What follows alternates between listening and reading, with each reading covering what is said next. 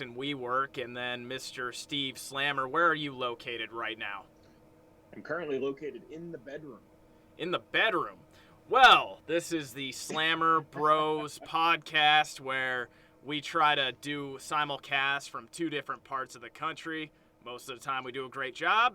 Sometimes we get some glitches, but lately I have done everything I possibly could to avoid said glitches. You are tech support, sir. I am tech support. I'm the producer.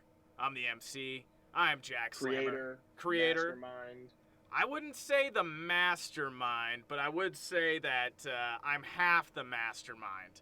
So I'm half the mind of the show. With me, as always, is the esteemed guest, Mr. Steve Slammer. Steve, what's going on today, buddy?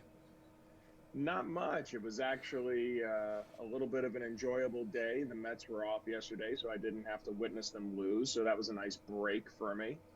And, just sitting here in the bedroom getting ready to talk about the world of professional wrestling. By the way, we are just 11 days from the hottest night of the summer, SummerSlam coming up in Las Vegas, and we're going to be meeting up for that. So I'm pretty excited about everything, man. You know what? Here's the thing. The way they are setting up a lot of these matches, especially on SmackDown, you know what? I've come to the realization that what SmackDown is doing really well right now is they are really taking care of their world championship. Because the deal is, you have multiple routes that you can go for the title. You have multiple opponents, multiple storylines, multiple things can happen. The one qualm that I have with Raw, which I actually enjoyed this week, I actually thought it was better than most nights this week. After Goldberg, where do we go from here? Like, what's the plan after this? Because I don't really see anybody on the end of the bench who's going to come in and freaking pitch a no-hitter once Goldberg is done. And after this, and we'll get into it later, but basically with the promo, the beautiful promo that MVP and Bobby Lashley cut, I'm sitting there. Maybe I'm playing fantasy booker at the time, but I'm thinking to myself, okay, how are they going to go about handling this? What are they going to do here? And there's a little bit of an echo on my side. Do you think you could turn down your volume just a little bit? My volume? Yep. I sure can. All right. How's that? That's wonderful. So, Steve, what was your, before we go into any of that, before we go into like our deep dive, I should say, what do you think the game plan is post SummerSlam? Do you see any potential options, venues? Because I don't see any for the Women's Championship in Raw. I'm not seeing a lot of storylines there.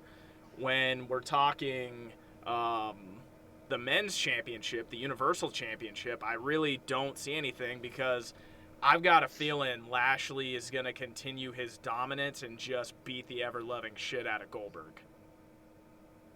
Yeah, I have to agree with you. I think that what we're seeing is what we've been talking about on the last few episodes, and that you have no one that's really rising above the rest of the pack, so to speak. So once we get through SummerSlam season, it's where are you going? So I think on the SmackDown side, you're obviously going to be going to Finn Balor. On the Raw side, I think you have to start working in Big E. Yeah. So, I mean, that's the only thing that makes sense there. And this might have the feel of Mr. Paul Heyman to it, at least a little bit, where he gave him a gimme. It's like, hey, what are you doing with Big E? It's like, we're not doing anything. And then I'm sure he's like, hold on, hey Big E, come here. I want you to hold this briefcase. I want you to hold the Money in the Bank briefcase and give us a laugh, because from what I see, you got three options. You can extend Cena because he's gonna be back for a while. You could pull the steal with Big E, and then Finn Balor. That's the one that makes my nipples fucking hard over at SmackDown right now, even though we're talking about Raw. But yeah, I mean that seems like the misdirect you could pull. Whereas, go ahead. I was going to say, I agree with you. I think the other wild card that's always out there is the Brock Lesnar card. And I think that Lesnar has natural storylines with both Lashley and with Roman Reigns, obviously through the Paul Heyman connection for Roman, and just through the MMA connection with Lashley. So, I mean, that's always something that they could pull out if they need to, if they feel like backing up the Brinks truck for and enticing Mr. Lesnar out of the mountains of Minnesota or wherever he's at. But, you know, they continue to be hampered by the fact that they just don't have that next level of star. I think Balor is near there right now, but who else is there? I mean, even Big E is not in there. It's just by virtue of holding the contract, he's kind of there.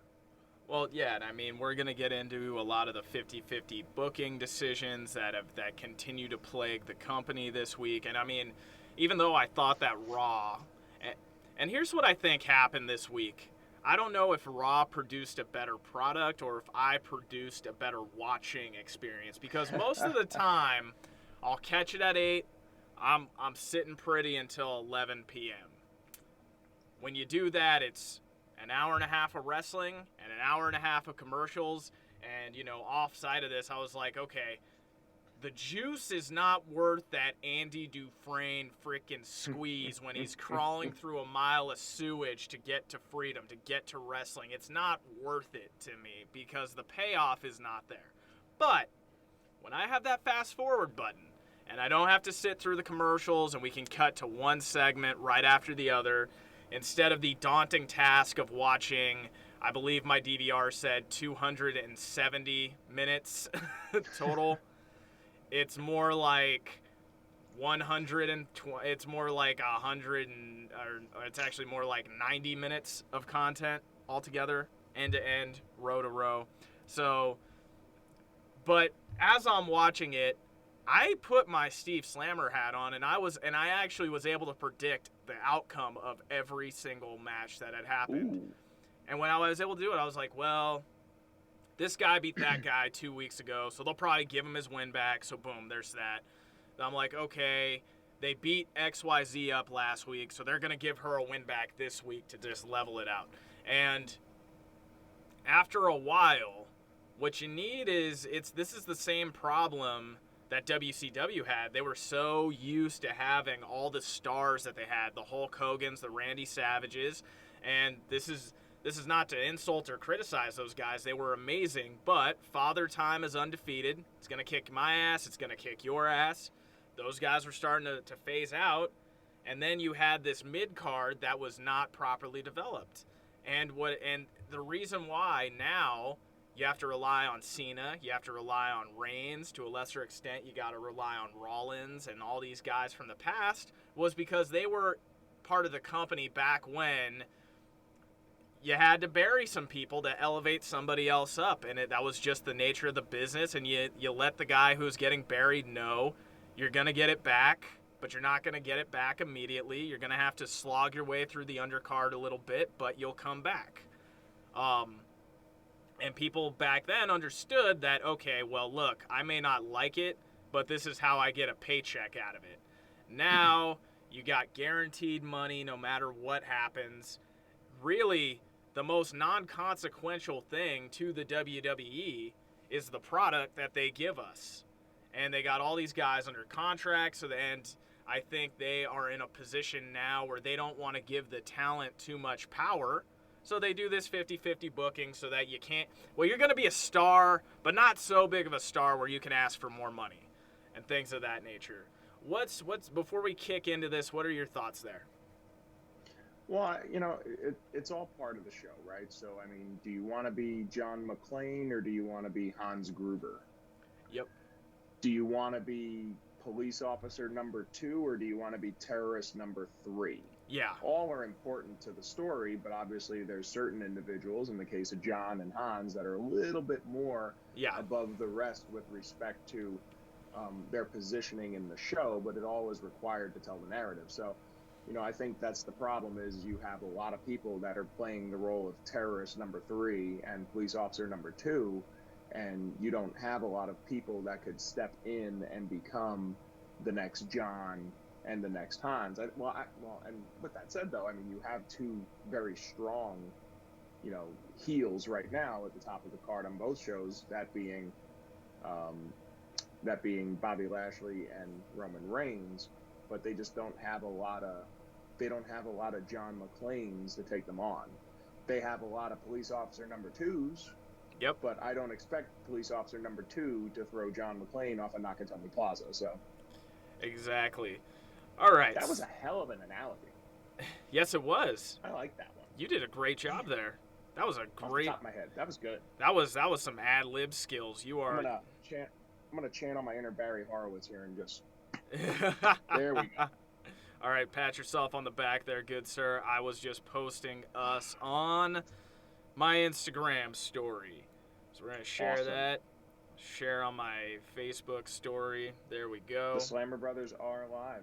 The Slammer Brothers are alive. We are here. In living color. In living color. Oh, wait, I don't know if people would understand that reference. But that was a fantastic sketch. Homie, don't play that.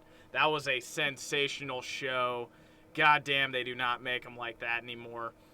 I think No. Well, I think you can. You just have to have the balls to do it, and we live in a society where no one has balls anymore. Well, the thing is, people used to get off on being a renegade. Like, they almost wanted to be infamous. They wanted you to hate them, so they got some kind of reaction from you. Now it's weird. The bad guys want to be liked while being bad guys. It's a strange dynamic that's hit society, and I just don't quite understand it. But I'm a grandpa, so maybe that's it. Who knows? Well, maybe, or just you're just watching too much AEW. Maybe that could be it. A little too much AEW. Okay, so we got a good show planned for today. I do have a new segment that I have not told you about, and we're gonna do it in the middle of the show because I want to get us some forward momentum because people came here to see what we thought of this week's episode of Raw. So, bro. So we start off with your favorite character. Actually, we start off with Randy Orton. He comes out, and he's a little out of place because I feel like the Orton character should have never had any babyface time whatsoever because he's such a great heel, but you got to mix it up to keep things fresh. Mm-hmm. I get that, but I'm sure Mr. Orton is a fantastic human being in real life, done charitable work, all that. But the facial expressions this guy makes, there's nothing babyface about this guy. This is the type of guy who looks like he will bang your girlfriend and then eat your fucking Fruit Loops and then try to give you a fist bump on as you walk up to your house and leaves, right? Or an RKO, you know. Or he RKOs you because, you know, your girlfriend didn't provide him with satisfactory pleasure. But that's another story. After he eats your Fruity Pebbles, or he enjoyed it with your girlfriend, but he's more of a Cinnamon Toast Crunch guy and you just didn't have it. So anyways, that's the kind of guy from a character that I view him as. Just 1 second here. Okay. But yeah, so he comes out, he cuts a promo. The only thing that's out of place for me here, I think his mic work is fine, that we see a baby face Randy Orton. Welcome to Raw. He cuts his promo, he comes back, and then your favorite segment. Your absolute favorite segment comes in. Bro. Now, you don't like it. Me, I think Riddle works only because I met the guy many moons ago, and I believe this character because what you see with Riddle is actually Matt Riddle just dialed up to 47. So you meet the guy, and he's kind of like that. But this character was like, Vince McMahon's like, okay, so what I want you to do is I want you to take that, and I want you to dial it up to 57, okay? Can you do that? Oh, that's some good shit. God, that's some good shit right there. All right, so he comes out.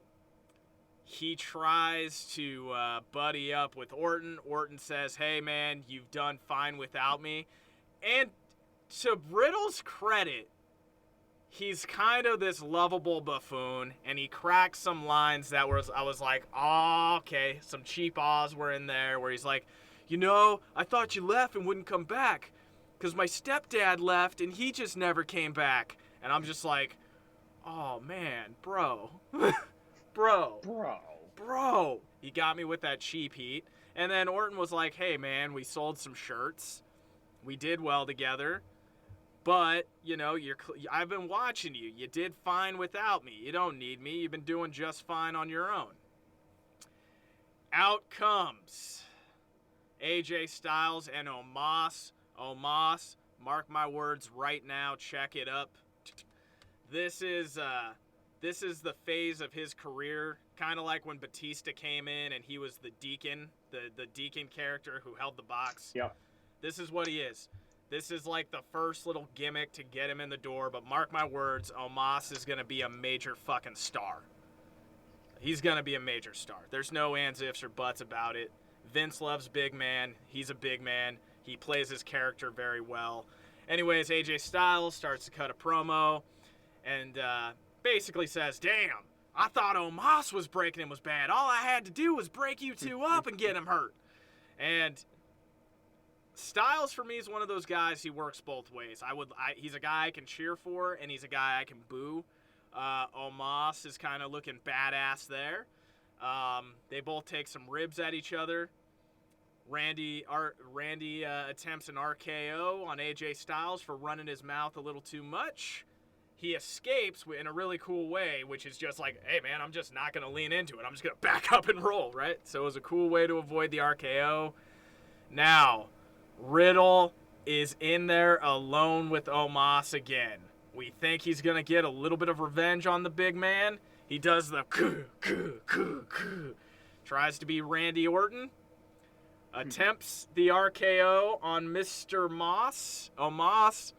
Omos gives him a massive choke slam for his troubles, or his efforts, I should say. Rolls out of the ring. Orton refuses to help him up and just says, well, that wasn't very smart, and continues to walk as Matt Riddle proceeds to follow him like a hurt puppy. RKBRO is broken up at this point of the program. Steve, how do you feel about that? What did this segment do for you? So look, I've made no secret of the fact that I loved NXT Matt Riddle. Yeah. Love the talent.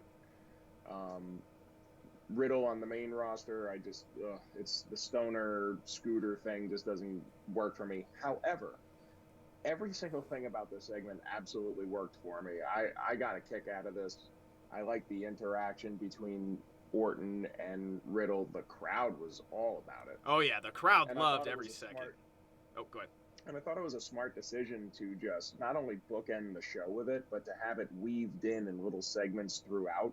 Honestly, that was the only thing that really saved the show for me. So hey, they're clearly working towards the tag title match at SummerSlam. I'm actually very interested in seeing that. If they can keep Riddle as, Orton's little puppy, whatever he is, I'm okay with that. Just everything about this worked for me. I was entertained. If I had to grade the segment, I gave it an A-. So you're telling me, I have to pause you right here, Mr. Steve Slammer.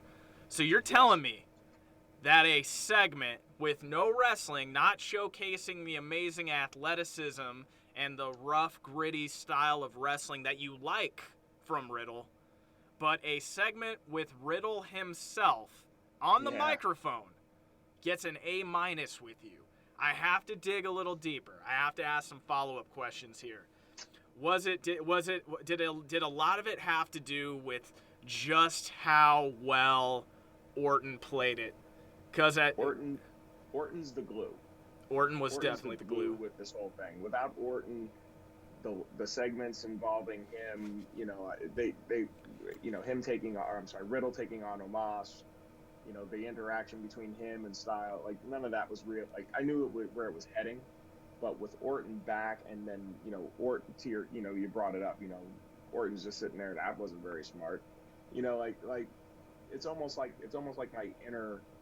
my inner voice is screaming through him. So I appreciated that. I thought it was pretty good.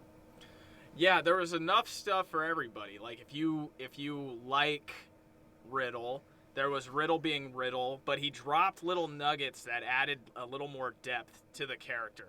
Where even it was just that one stepdad line that won me with this, because it was like, okay, you now told me why he has this obsession with being friends with Randy Orton and where this thing comes from, because he's desperately seeking the approval of an older male figure to be like a father-like figure, I would say, or an older brother type figure. So I thought his character choices, even though he's cartoony, even though it was a little over the top, or or in Riddle's case, always over the top in ways, I felt like it gave character. Also, AJ Styles made himself more of a kind of a vindictive asshole heel.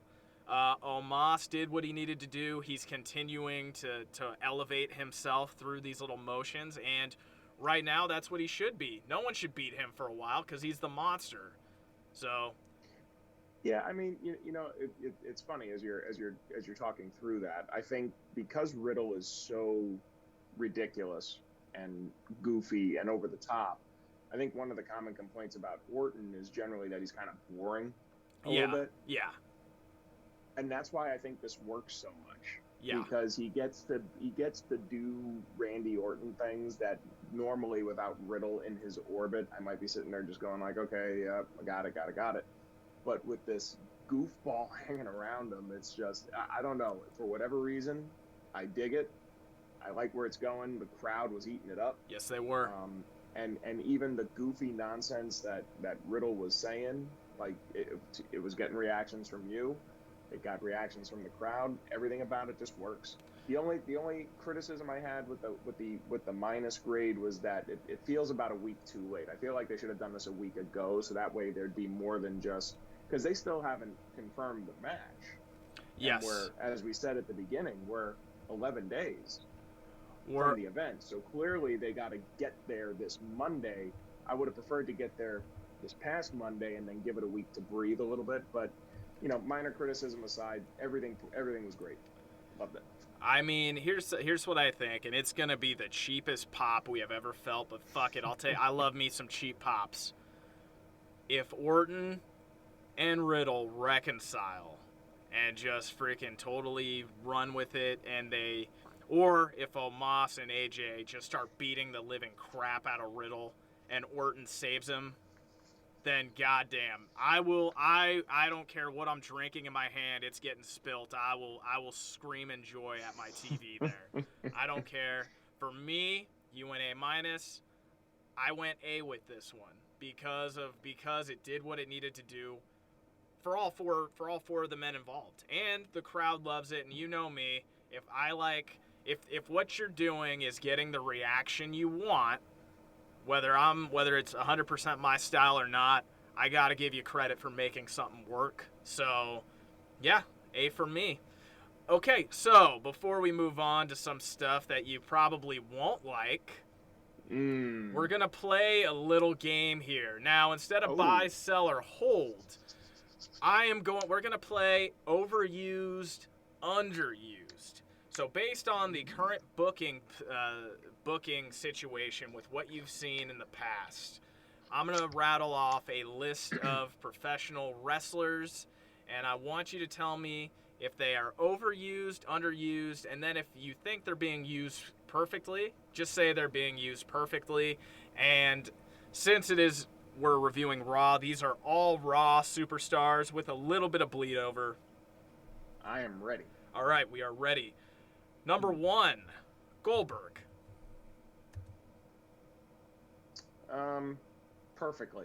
Perfectly used. Now, why would you say that what's your perfectly used? What makes you land there with Goldberg? Well, it's hard to say he's overused. I mean, the last time we saw him was the Royal Rumble. Underused would imply that he should be used more than he is. I don't agree with that. So I'm left with, if you're gonna use him, this is the way to use him. All right. It's as simple as that. 100%. All right, moving into one of your all-time favorites, Mr. R-Truth, overused or underused?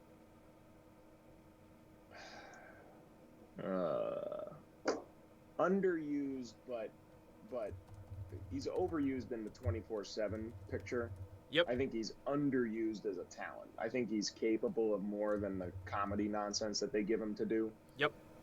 But, you know, you don't become a 47-time 24/7 champion if you're taking life seriously. So, you know.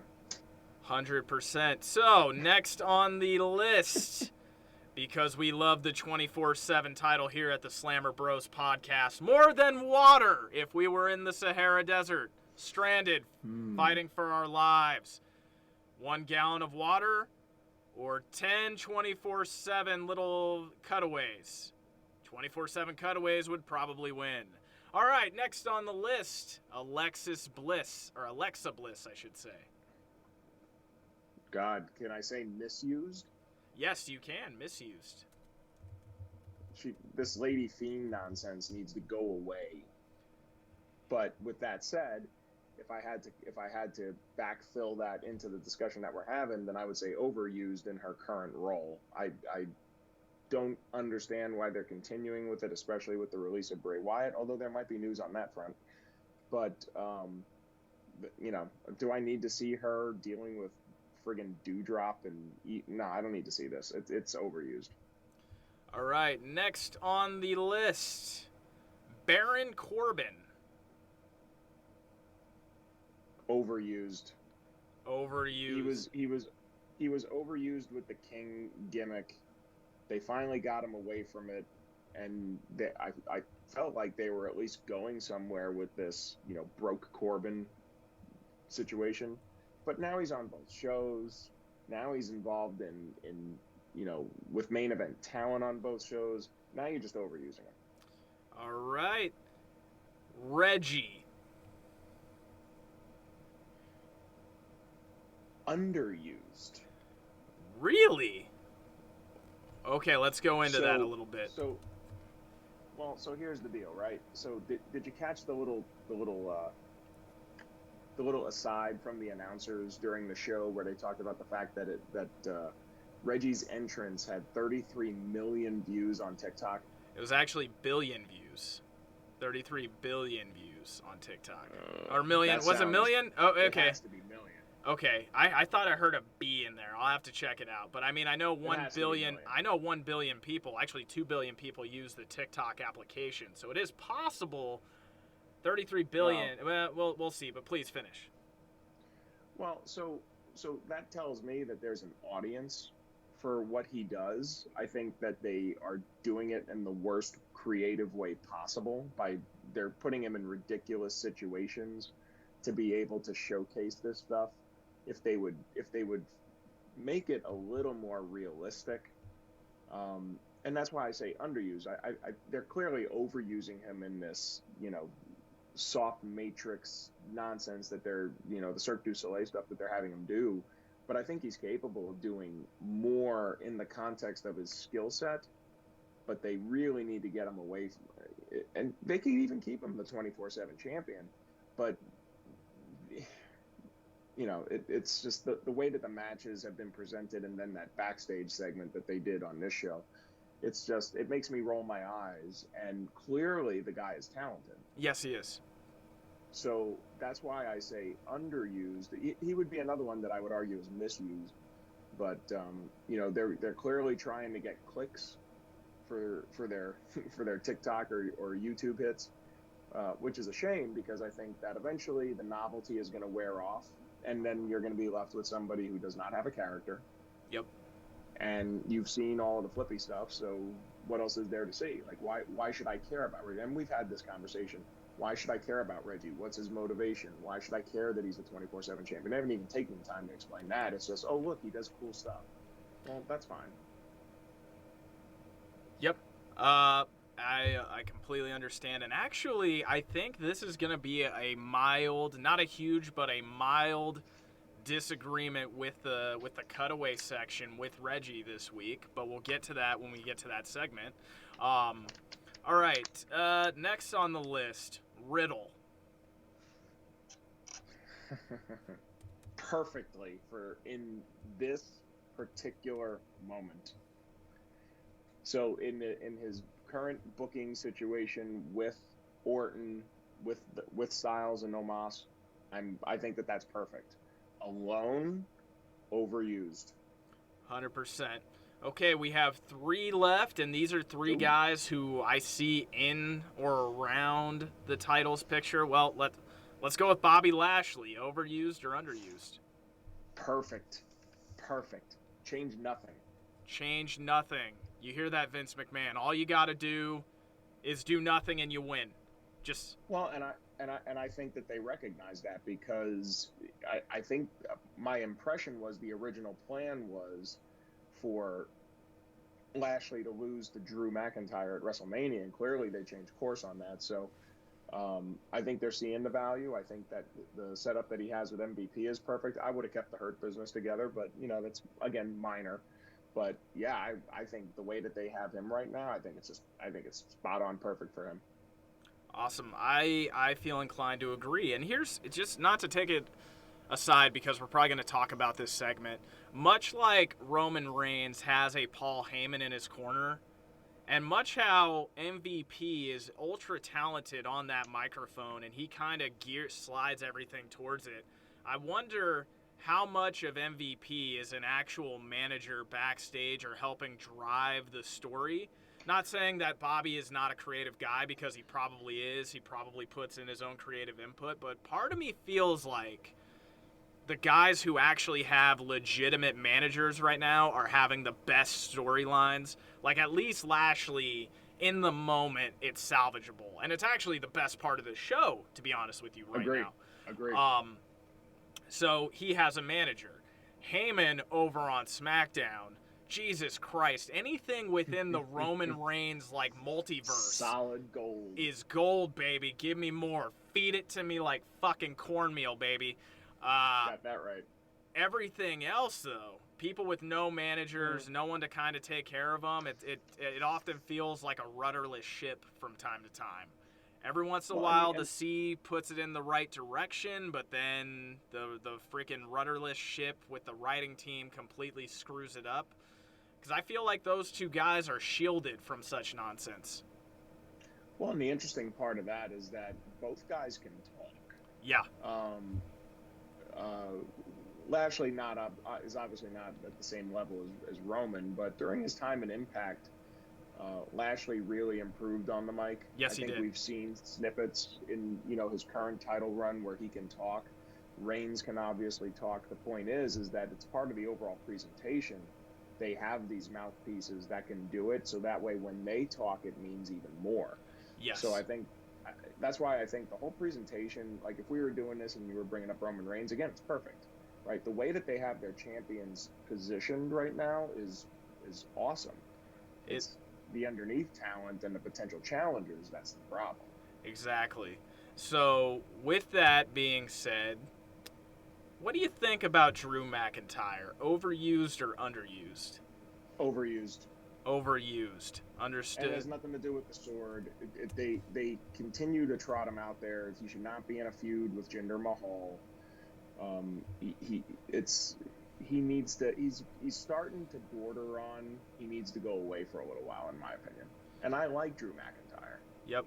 Well, it's like Dusty Rhodes said. I don't do a good Dusty yet, but a famous quote of his is, "How can I miss you if you don't go away?" How can I miss you if you don't go away, baby? All right, you do Dusty. Go away, baby. Go away, baby. All right.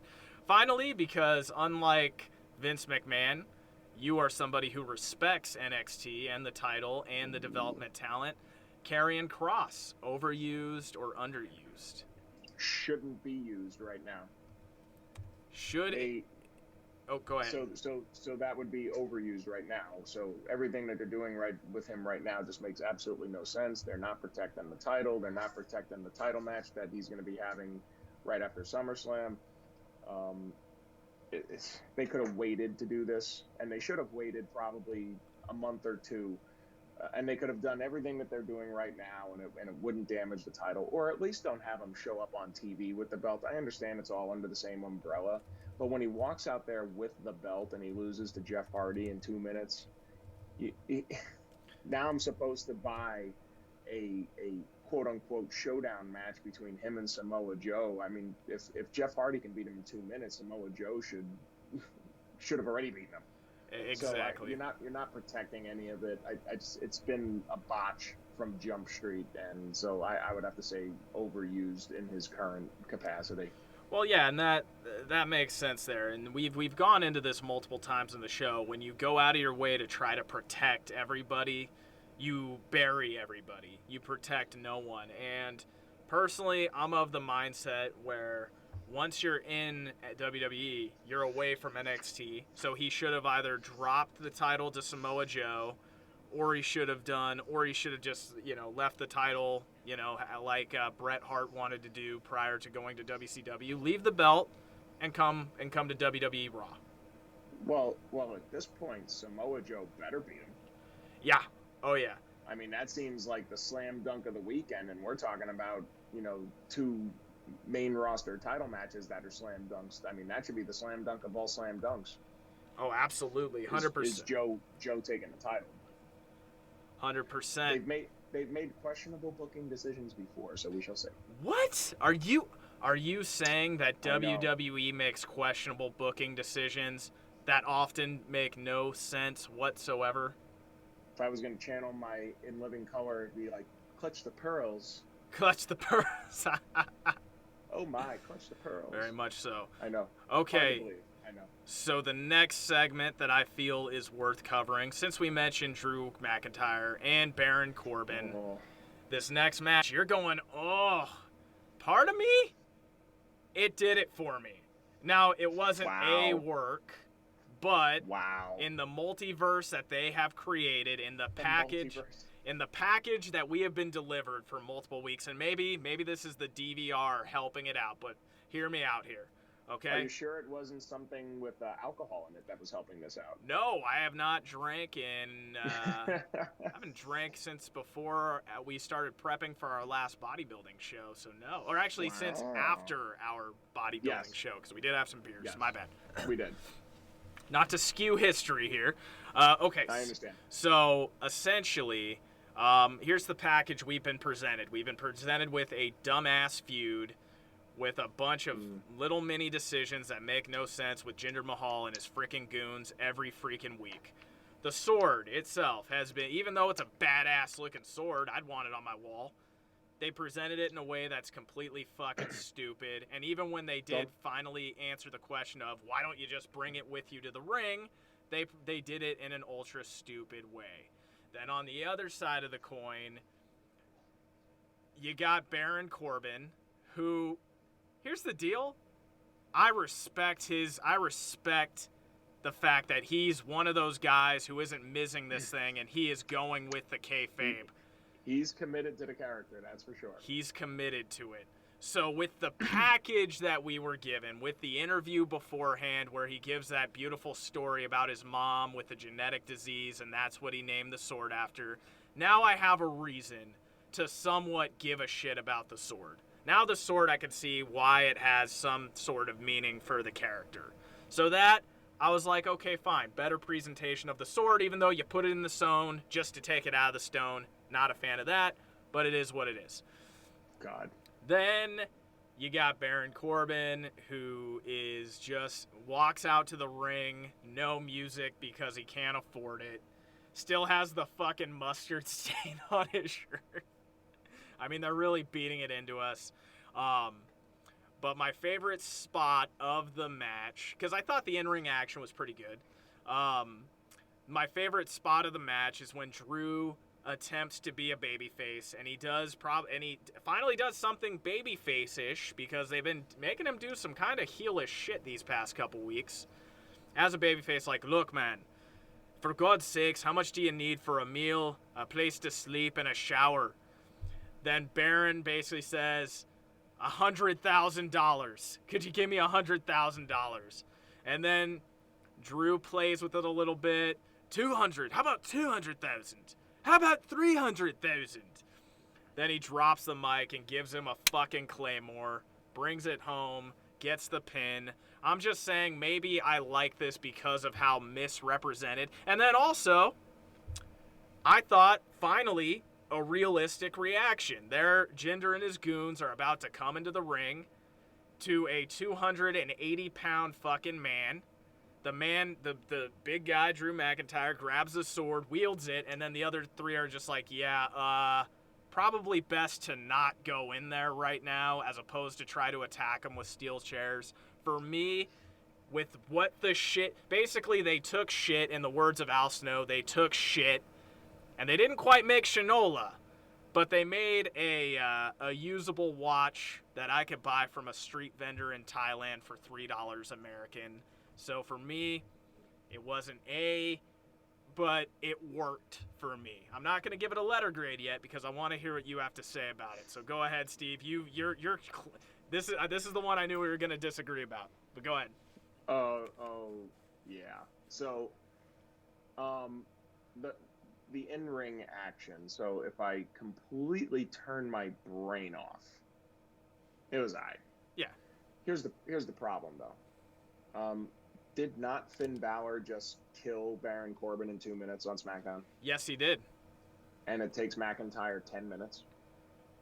Very, very true. And Corbin was basically brought in to be a goon from Jinder. So why would you bring in a goon who just lost to somebody half of Drew's size? So I do get your point there. And I appreciate the fact that I didn't have to see McIntyre against another of Mahal's goon squad, so that was nice, but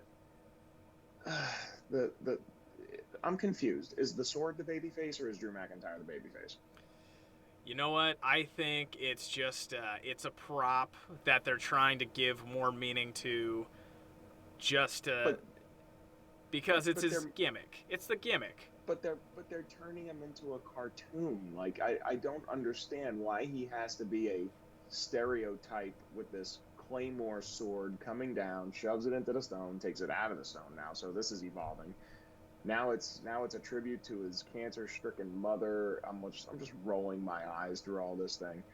And then, like I said, I felt that the interaction with him at the end of the match, I thought Drew came off as kind of a dick. Really? I mean, Corbin asking for $100,000 is ridiculous, but he's trying to be sincere, but it was clearly a setup from the Claymore. So I doubt your sincerity there. And then the last part with this, with him swinging the sword in the ring, and I'm wondering about the logic of Mahal and his goons not to go down to the ring, but are they really thinking he's going to commit a murder on national TV? Well, I mean, he's a big guy. Do they really think he's going to swing that sword and decapitate, Skeezy or whatever the guy's name is, and just cut his head off on national TV? Hey, man. Like it's just it's all so stupid, and I think at the end of the day, here's the thing: it's beneath where McIntyre should be. I graded it. I gave it an F. You gave it an F. This whole thing requires me to turn off my brain in a way that pisses me off. So I'm giving it a. And I love McIntyre. I love the guy too. So here's what I'm saying.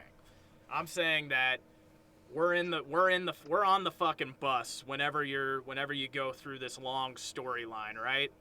And basically, it's had flat tires. It's had like freaking fire damage. They drove us through bad neighborhood after bad neighborhood. It's probably the worst bus ride you could take with this thing. And for me, I'm like, okay, we passed a little bit of patch where you got to see a lake and some sunshine before going within this shit show, right? So for me, I'm actually going to give it a C, because and I respect that. And only because, based off of everything they've given us, one of the things you and I have discussed is, once you're in a storyline, you got to close it up. You gotta conclude that bitch, and our conclusion is coming in SummerSlam, hopefully, because I'm sure if used properly, Jinder Mahal is passable, but he just doesn't do it for me. But he's a big guy who's a believable threat, at least from a physical standpoint, from McIntyre. They really ain't got nothing else they can book him with. So because of that stupid decision with Bobby Lashley, because they got all the run they could possibly get out of it, that's why I'm giving it a C. I'm giving it a C just because, okay, you went from shit to poop. So I have to give you some credit for giving me something good, right?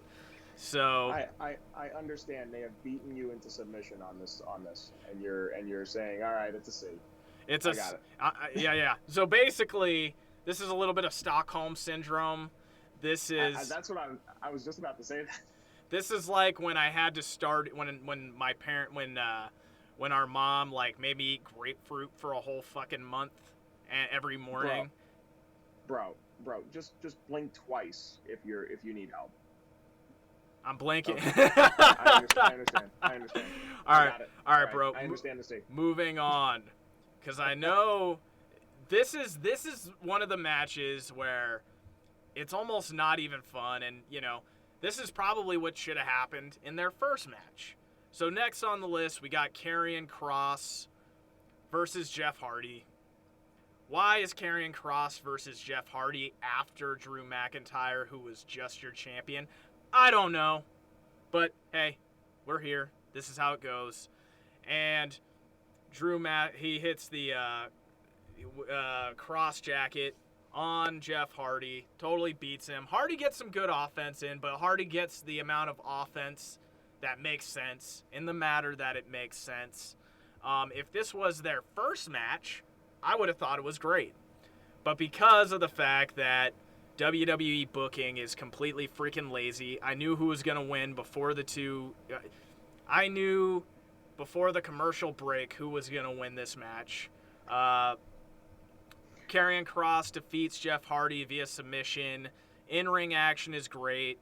What took me out of this was the fact that it's clear 50-50 booking. They now have to fix what they broke with Karrion Kross, so they gave him his win back. In-ring action, perfectly fine. This was good. If this was the match they gave us in his debut, I thought it was amazing. And then another thing where I guess they're going to try to work him heel is after the match, he hits the cross jacket again. And as a Brazilian Jiu-Jitsu brown belt, I got to say, I do love his technique there, trapping the arm with the rear naked choke. Beautiful delivery. This guy clearly knows Brazilian Jiu-Jitsu. I'm going to turn it over to you, Steve. I agree with everything you said. I think the only thing I would add to that is that they've already damaged it. So had this been the first match, if this had been his debut match, I could have lived with it. Hardy cheated to beat him in like 2 minutes in his debut match, and now it takes Kross 8 or 9 minutes to beat Hardy. The only way that they could have started to correct this is if he came out there and just absolutely steamrolled him in seconds. But They didn't do that. They made it competitive. So, again, if you're looking at the in-ring action was fine for what it was, but in the context of whatever the hell story they're trying to tell here, none of this makes any sense. What they're doing with Kross doesn't make any sense. What they're doing with Keith Lee doesn't make any sense. And what they're doing with Jeff Hardy doesn't make any sense. And they're all kind of interconnected right now. Yeah. So grading it, I gave it a D-, and the only reason why it wasn't an F was because of the quality of the in-ring action. But they're damaging the NXT title. They're damaging Karrion Kross. There's no real logic behind it. It's just none of this is working.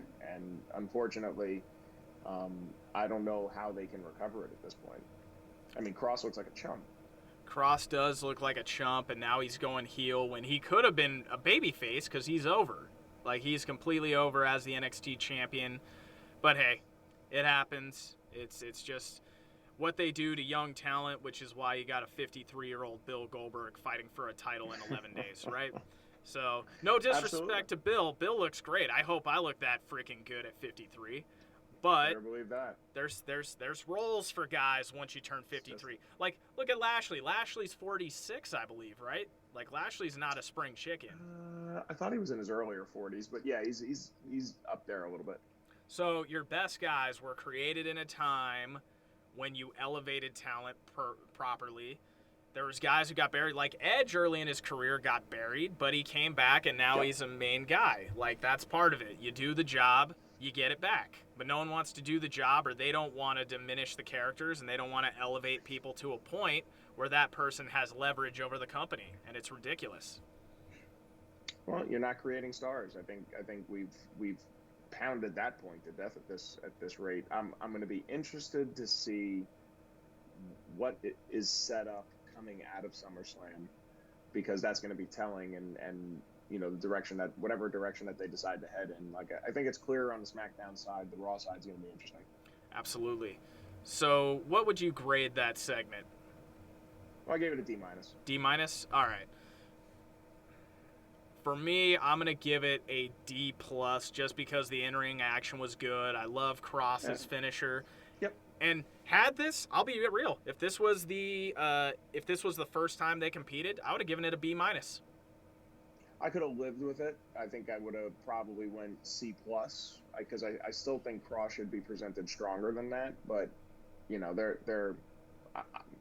whoever dreamt up whatever the story is should be fired. I mean, I have no idea what the hell they're doing here. Absolutely. Okay, so there was this next segment. I mean, basically they had Alexa Bliss walk out, and then I believe that then they had a little Randy. It was a, you know, they had a little riddle in there, threw it in there. Here's what I would say about Miss Bliss, because she fights and defeats Doudrop next, and this was another decision that's lazy booking, and I basically figured it out before the match happened. I said, okay, Doudrop attacked her last week. She's going to get it back and get the win.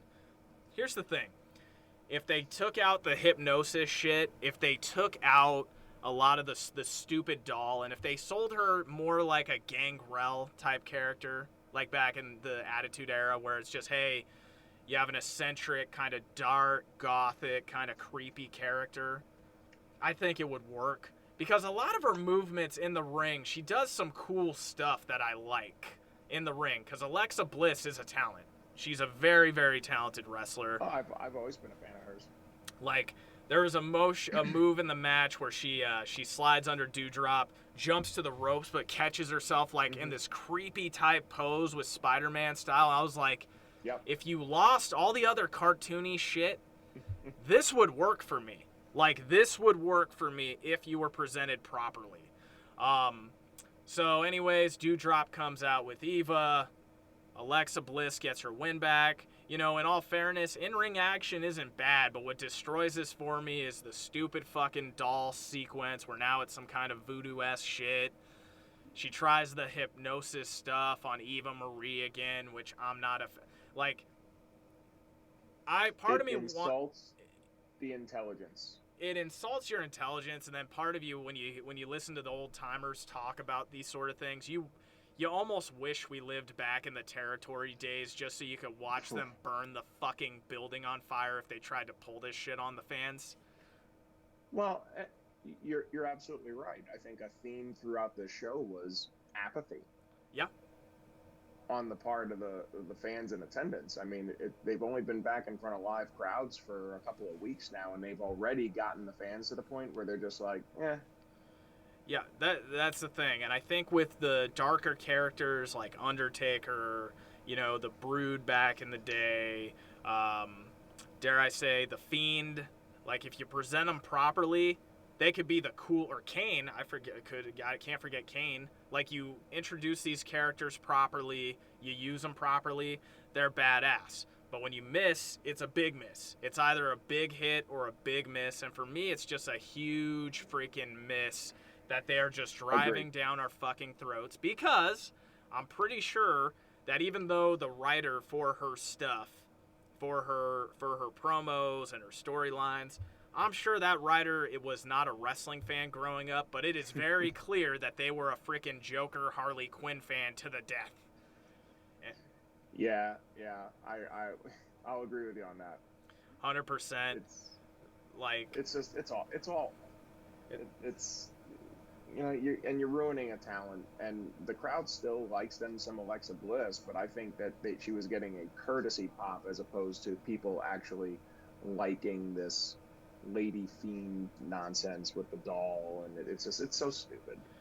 Once again, theme of the show, great talent, shitty booking, shitty gimmicks. Outside of the men's championship picture, I just have to say it, and we're gonna pound this into the pavement, people, and we're sorry for that, but that's just the way it is. But moving on, actually, something brighter. Yep, well, I don't even think we need to grade that. Do you want to grade it? You can grade it. Incomplete. It's incomplete. All right, so it's not quite a gym class F for you. It's missing Bray Wyatt. It's incomplete. It's incomplete, yes. It's kind of like you go to a Beatles concert and you only see Ringo. It's like, where the fuck's the other guy? Mm-hmm. There you go. All right, so there was one thing. There was one cutaway, and I believe this may be our first massive disagreement on the show, and that's fine because, we agree on 90% of things, but if we didn't disagree from time to time, it would be a boring-ass show. There was that cutaway with Reggie. He's doing this photo shoot, and then behind him, they kind of have R-Truth in disguise. And then the guy he beat last week, what's his name? Akira Tozawa in disguise. Tozawa's in disguise. Yeah. Okay, I'm going to go into why this kind of worked for me. Number one, it was short. So it wasn't like, hey, you're going to give this cartoony belt better treatment than you treat the Intercontinental Championship of the world. You're going to treat it like a gimmick title. You basically, instead of taking this cartoony belt and giving it a serious presentation or trying to get it over as a serious belt, even though we all know it's kind of just a gimmick title, what you did was you took a bunch of cartoony shit, you kept it within the confines of a minute and a half, and then we all moved on with our day. And I'm okay with cartoony multiverses within the main universe, as long as you've got your serious presentation with your main titles, with your championships, right? So we have that with Lashley. We don't have that with the women's championship for Raw, but that's we're gonna talk about that ad nauseum. But for me, this was a cartoony little bit that worked with a cartoony little title, and it was and for me, it's like, okay, you know what? You're giving the 24/7 title. Maybe not Reggie, maybe not R-Truth, maybe not Takazawa. You might not be giving those guys the respect they deserve because clearly you're putting them into this shit. But you're giving that title the respect it deserves, which is 1 to 2 minutes of throwaway TV time in a cartoony space to kind of switch things up. For me, it actually worked under these circumstances. So now that you've heard my reasoning, what'd you feel about it?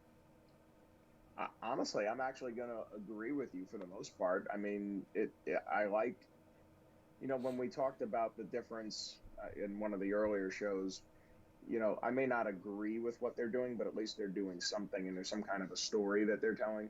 I could do without having championship matches, especially for something that's been defended on a golf course. Yep. So the fact that they went with a very quick backstage segment, I rolled my eyes at the Tozawa and R-Truth in costume trying to pin him. But if that's what they're going to do to get their 33 million TikTok clicks, I can live with that. So honestly, I was not totally down on the whole thing. I'm kind of interested to see what they end up doing with it, what it becomes. If it's going to become something. It could have just been a one-off. I don't know. So for now, I rated it as a D+, and we'll just see what happens. My first non-F Reggie situation. First non-F. Well, God damn it. Reggie, here's the deal.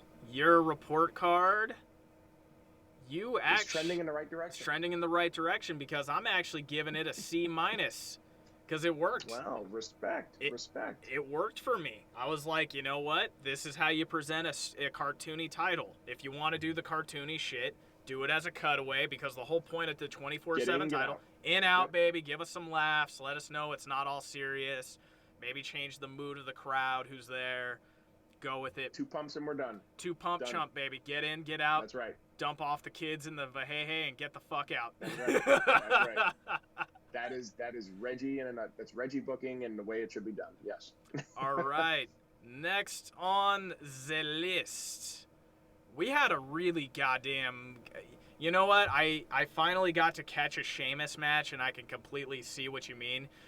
Next up was Sheamus and Ricochet, 2 guys that we've been very complimentary of, and I thought they put together one hell of a match here in ring, did what it needed to do. Sheamus got over as a freaking badass without having to completely bury Ricochet.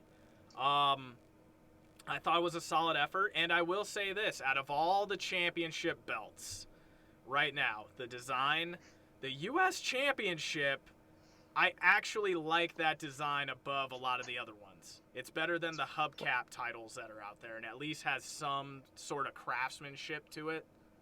It's the one that looks closest to actually being a belt of some kind, probably. Exactly. It looks like something that you... Looks like something you would want to compete for. Exactly. Like if I was to have to jump in there with a guy like Sheamus, who's a freaking monster, strong, fast, powerful, big boy. He's a big boy. That juice is worth the squeeze, in my opinion. Because, I mean, it's the 24/7 title. I'm like, who the fuck even wants that shit? What, do you want a little extra TV time because you're grasping for straws to maintain your career? But this one, I can mess with it. And I'll say this. Ricochet needs a push sooner than later because, goddamn, his mic skills got better over time. His in-ring action is freaking amazing. I mean, dude, Reggie's style is cartoony. His style of acrobatics is just freaking badass. It's cool. It works. Yeah. Even though Sheamus and Ricochet, we can both fairly say, have completely contrasting styles. It's completely opposite styles. Sheamus is more hard-hitting. Ricochet is more gymnastics, more aerial. Mm-hmm. This match, for me, beautiful. And then I also like the aftermath stuff with Damian Priest, and it was actually a cool way I thought they did to flow into the next match with what they did. We kept the heat going. And the next match bled in with this match, and then it bleeds into a Damian Priest Sheamus matchup, which I do not at all hate for SummerSlam.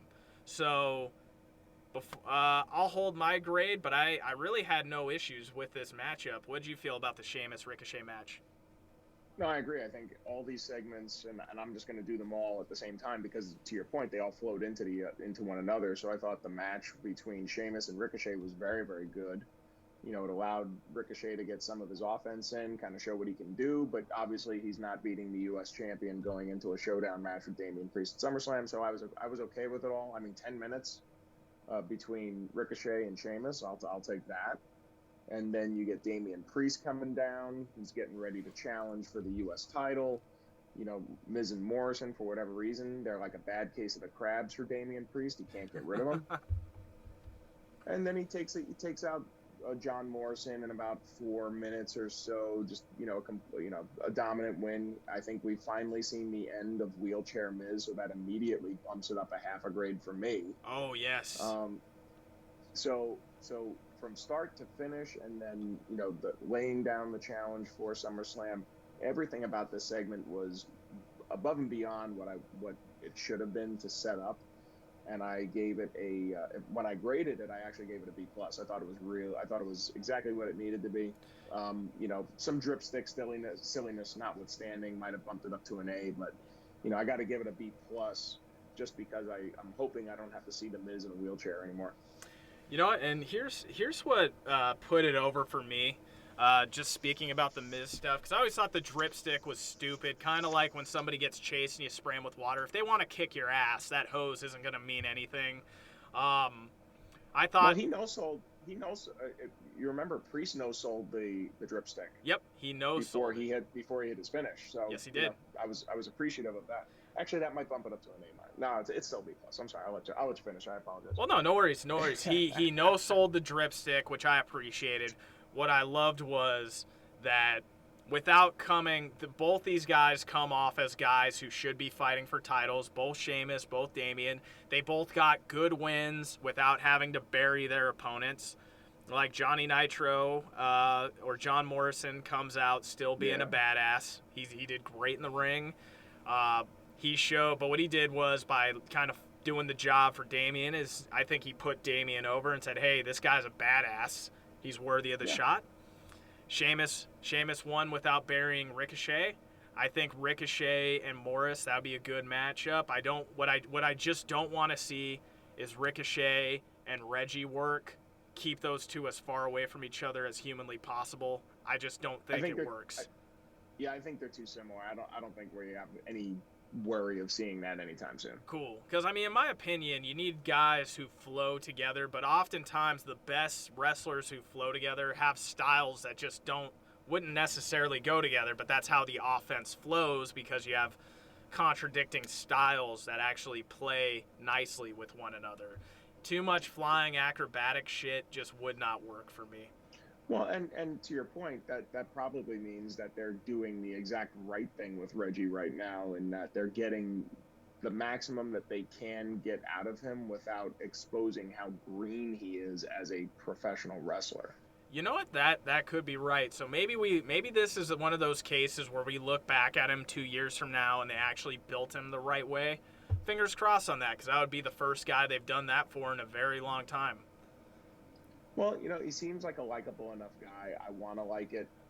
I'm slowly, like, the ice cold heart that I have is slightly starting to warm up, but they can't go back to the silliness, and unfortunately everything surrounding the 24/7 title is just silly. So it's going to be if I ever do come around to it, it's going to take a little while. You know what? I'm going to give my grade for the two matches together. Great in-ring action, sets up a match, does what it needs to do, and to your point, no more Miz in a freaking wheelchair, because we've known it's been bullcrap for about 3 weeks now. And could you imagine? Ever since he played in the celebrity softball game at the yeah, part of me is like, dude, All-Star break. You know how big of a pop that would have been as if he would have just maintained kayfabe and he stood out of the wheelchair. You know how shocking that would have actually been to people if we lived back in the kayfabe days. So for me, yeah, we don't do that anymore. You gave it a B+. I'm going A- with this. I was borderline A-, so I can totally get behind an A- on that. But everything about it was good. When the action is good, the story is good, and you actually, because Damien's a mid-level guy, and they're actually elevating him right. So when they're doing something correctly that we complain about, I have to give it an A-. Yeah, and he got I respect what they're doing with him, because he got the Bad Bunny rub at WrestleMania. Yep, and they haven't rushed him. Now it's SummerSlam. He's getting into a U.S. title feud, so I think they're doing the right thing with him right now. Absolutely. Okay, so this next match, which I thought was a complete waste of time, and if I mention what it is and you don't want to do it, we could pass, bro. We could totally not waste our time on it. T-Bar defeated Mustafa. Pass? Okay, not even worth grading.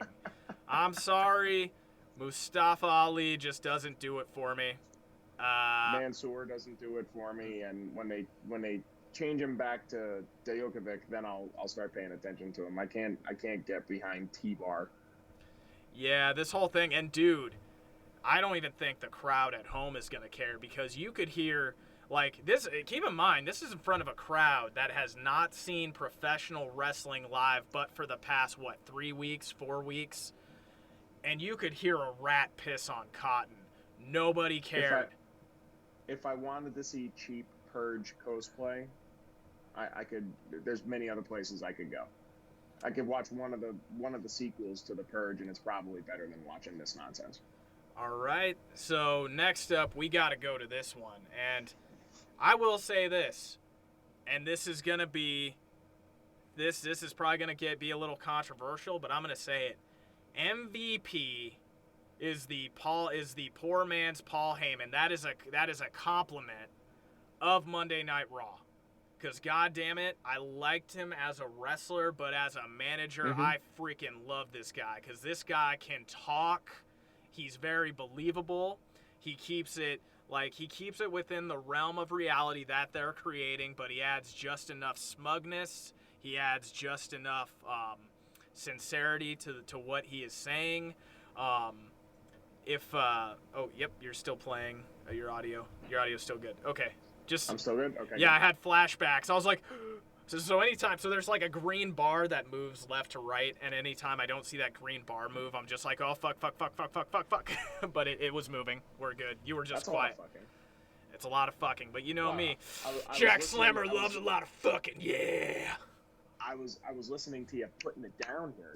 I'm sitting at the learning tree, sir. Yes. Okay. Absolutely. Well, Bobby Lashley.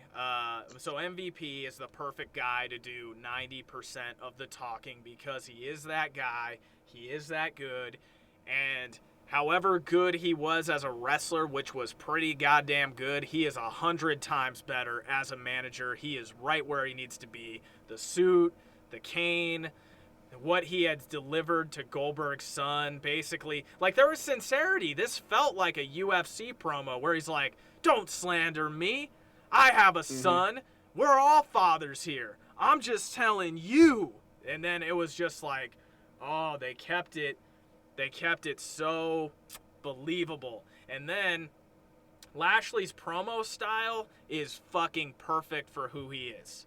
He cuts a promo like he's discussing a UFC fight. Like he's talking, you don't think he's fighting in a wrestling match. You think he's like that he's promoting a UFC main event. And that is how a champion is supposed to carry themselves in the world of professional wrestling. Everything about this worked for me. There was no run-ins. There was no stupidity. Nothing too crazy here. Just good old-fashioned mic work. Completely sets it up. And we're going to give our SummerSlam predictions, but I have a feeling that... Oh, what'd you feel about that line where he's like, Goldberg, you are not next. You are done. And I'm just like, whoo, goosebumps. Yeah. Like goosebumps, baby. That was for me. For both of those guys, I'd have to give them an A+, and then also give them a free hall pass to just take off whatever class they want for that. I love me some good mic work. I love me some good promo. A fucking plus all around. What'd you feel about it? Again, I have to agree with everything you said. I think the only thing I would add to everything that you just put down is, for the second consecutive week, they're bringing up Goldberg's son. That I'm guessing at this point it's not a coincidence. I don't know how he's going to be involved in this. I dread how he's going to be involved in this because I don't think it's necessary. But, you know, maybe I'm reading too much into it. But the fact that he brought it up again this week just got my antenna up, and I'm just like, oh, crap, here we go. But other than that, I agree with everything you said. I think gold on the mic. I think, you know, their ability to continue to sell the match without Goldberg being there is the sign of a good manager and a good promo. So I'm absolutely in sync with you on this one, sir. A+. A+, both guys, and they get a free period. Do whatever you want. Boom, on us. All right. Free study hall. Okay, so next match, and I believe this was the main event of the evening. We had Nikki Ash. Oh wait, no, this was not the main event. This was the semi-main. Semi-main event, the co-main event of the evening, because how could I forget about Orton and Riddle when we said that this is what saved the show in a lot of ways? Must have been maybe some of the same stuff that causes Mr. Riddle to forget. I don't do that, man, because there's a time and a place to do certain things. And for me, the green was in high school, and you leave it there. But some people like to do it long into their adult lives. Not that there's anything wrong with it. We just don't partake. But if you partake, that's perfectly fine. Okay, next on the list, Nikki Ash defeats Rhea Ripley via disqualification. There was a full package here where Rhea Ripley is probably the best female superstar on the entire roster, both shows, I might add. She's believable. She looks like a badass. She plays the part really well. Great physique. Amazing in-ring work. And her mic skills have definitely gotten sincerely better over the time. And she plays the babyface while still being true to her character, and kind of gives a couple of knocks on Nikki Ash in her promo. Nikki Ash, what I will say about her, so that it just doesn't feel like we're shitting on this poor woman every week, I will say that as she's gotten used to working with people as talented as the Charlotte Flairs and Rhea Ripley's, her in-ring work has gotten much better with those two. Like, I think they're feeling each other. They have the timing together down. So that part works for me. Rhea and Nikki, they had a good match. Charlotte comes in, interferes. She's the heel of the mix.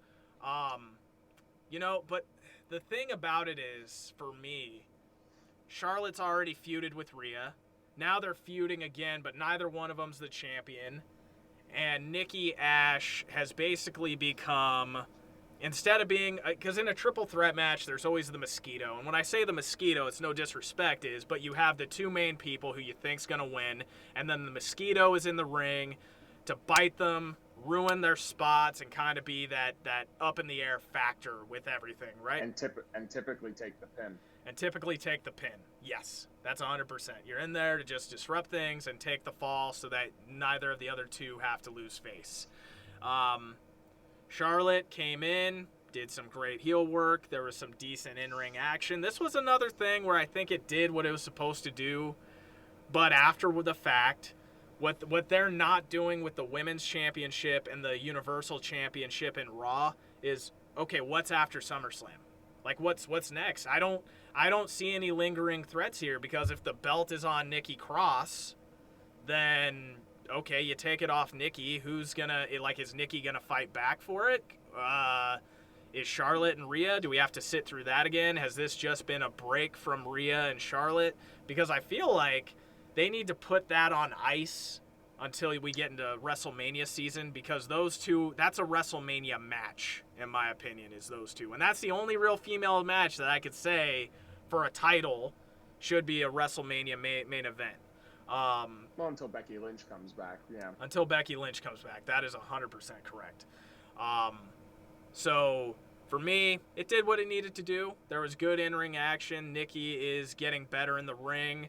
I love me some Rhea Ripley. Great on the mic, great in the ring. It wasn't the same fucking thing we've seen every week in a row, which was Charlotte Flair. They kept us within the same feud. They did it a little differently. C- for me. I'm going to give my grade just now. Pass it to you, sir.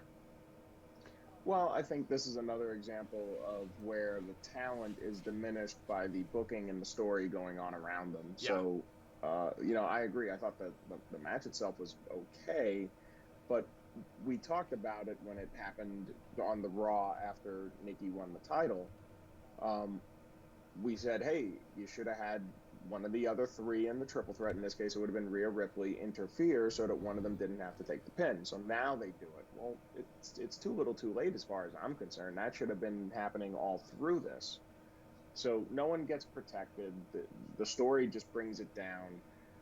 The booking is what brings it down. The story itself is what it is. But, these booking decisions really leave me confused. Why you're waiting until now to start having disqualifications after you had Charlotte beat Nikki and then Nikki beat Charlotte just doesn't make any sense to me. But, overall, I agree with you. It did what it needed to do. I gave it a C. Yep. I went C-, you went C, but goddamn. So that was kind of an okay moment, but the main event.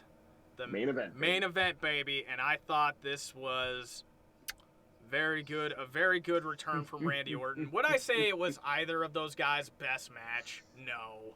But it was a good match, great return for Randy, did what it needed to do.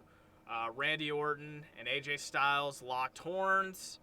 And before this match, just to set everything up properly, Randy told Riddle, hey, I work alone, don't interfere, best of luck, RKBRO is no mo. It's done. But against Randy's wishes, freaking Riddle catches Omos in a rear naked choke. What happens is supposed to happen, which is Omos just powers him through, breaks the choke, is in just enough damage to where he cannot interfere in the match. Randy hits the RKO that he did not get from earlier in the match. Randy wins. After the match, we think that RK-Bro is back together. They give each other a nice big warm hug. Everything's good. Matt Riddle lifts his arm up to the other side, or faces the way the crowd, lifts Randy Orton's arm to the crowd again, then catches an RKO. And this is why, for me, Randy Orton may not go down in history as one of the best heels of all time, but god damn it, he is one of the most reliable heels of all time. Because during this whole show, imagine this, if you were all about RK-Bro, and I liked it. So that's one of our like disagreements. But I love me some RK. No, Bro. I'm getting into it. I'm actually getting into it. I was into it. I love me some RK-Bro. So what we saw was, okay, first you broke it up. You broke the fans' hearts. You gave them just enough to come back into it. Riddle, to his credit, can fire up a crowd. The crowd was all fired up into it. Yep. Broke their heart immediately after.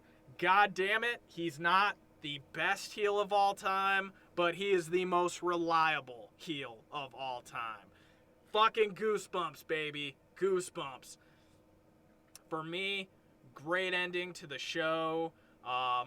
If you watch pro wrestling long enough, you can kind of see the RKO coming. It's kind of similar to what they did with Sasha Banks 2 weeks ago on SmackDown.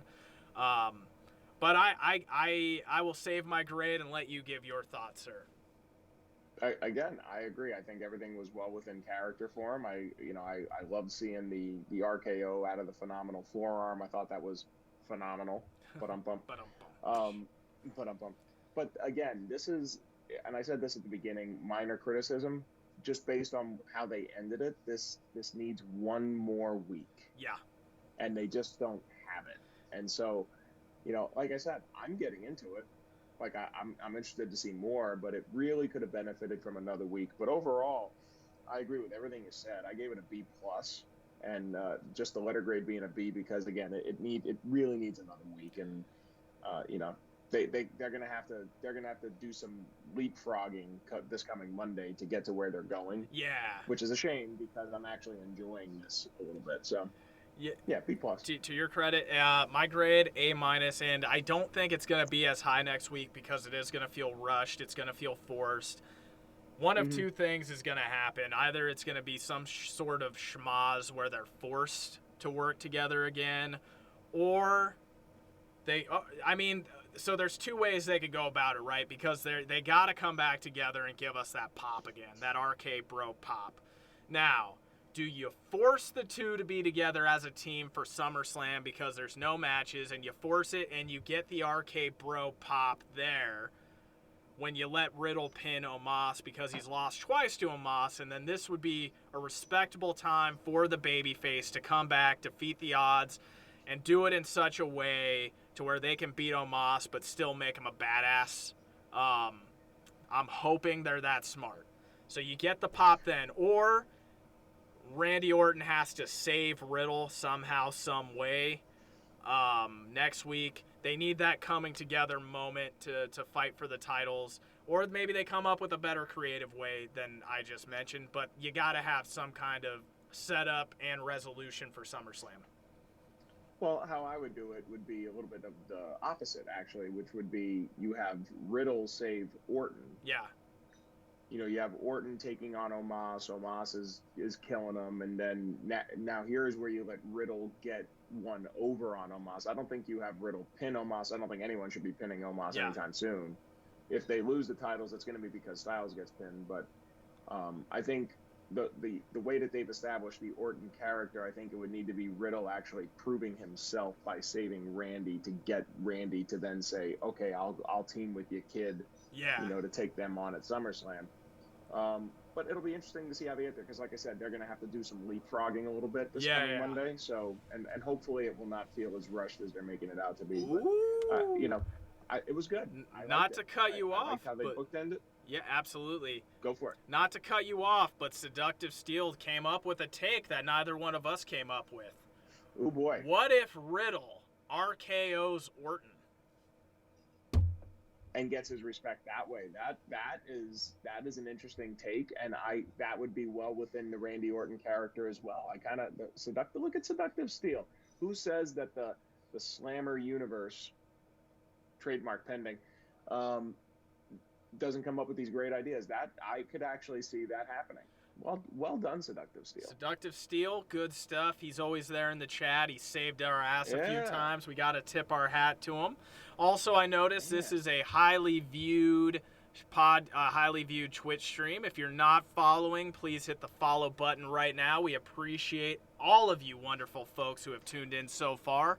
So, Steve, I want to get your final thoughts on the program. What'd you think of Raw? And what is your overall letter grade when you package everything together for this week? Well, so let's bring it home on this episode of Raw, right? So for the pros, Randy Orton and Riddle bookending the show and being weaved throughout, I thought that was a positive. Sheamus and Damian Priest setting up the U.S. title match at SummerSlam, that's good. We don't have to see The Miz in a wheelchair anymore. That's also good. Ricochet gets seen and actually has a nice little showcase. Good. And we didn't talk about it, and I don't think we necessarily need to, but there also was another little vignette where one Mr. Elias. Oh, burned the guitar. And we will see what comes for, new and improved Elias. But with that, the bad parts of the show, I don't need to see Drew McIntyre and his sword anymore. I don't need to see, and honestly, even though I'm slightly warming to Reggie a little bit, I don't need the only two people that can apparently skip shows to be Reggie and Baron Corbin. Yeah. Come on. I don't need to see Jinder Mahal. Alexa Bliss and Doudrop was not good. And there's just holding patterns everywhere across the show. The booking of Carrion Cross continues to be mystifying. And I didn't bring it up, but the really cheesy-looking CGI Vipers, we need to stop with the AR entrances. We really need to. But with that said, the show, again, it's doing what it needs to do. There's a lot of apathy starting to set in with the crowd, so that's not good. But considering where they need to go, I actually gave the show a B+. You gave it a B+.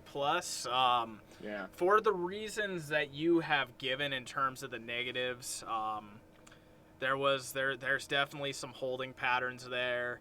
And for me, it's not good booking is not just about the next pay-per-view.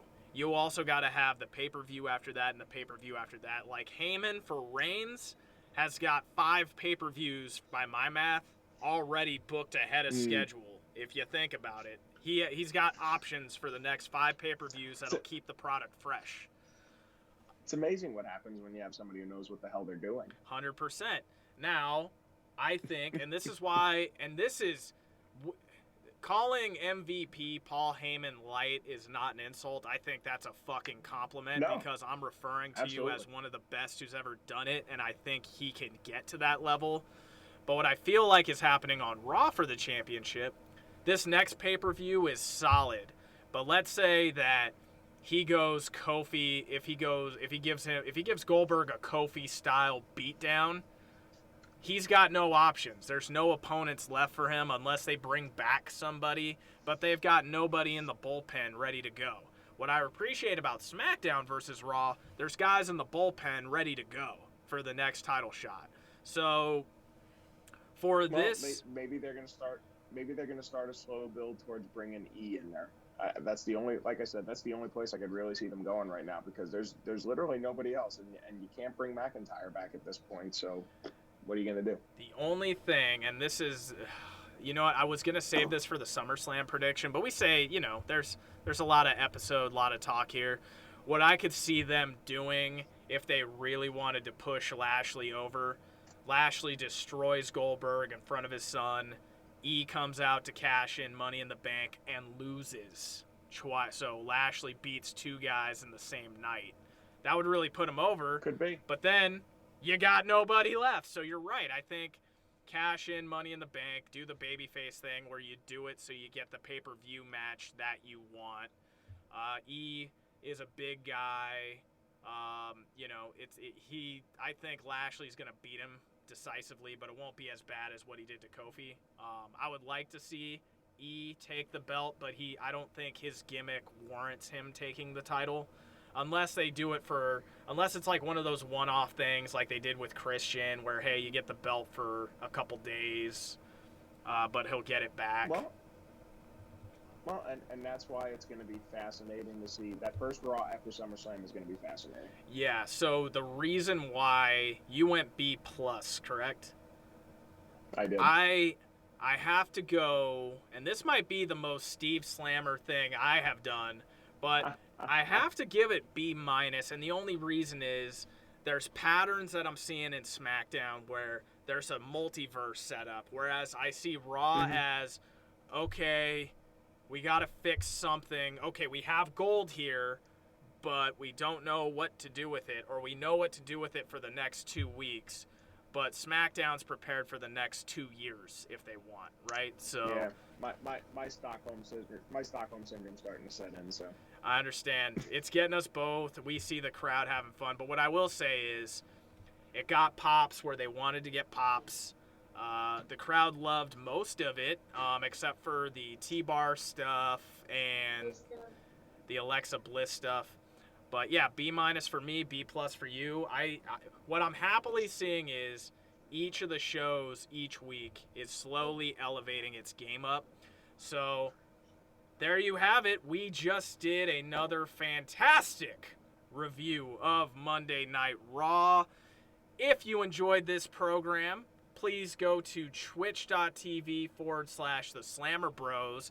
And as proven, when you put good stuff in the chat room, we will read it live.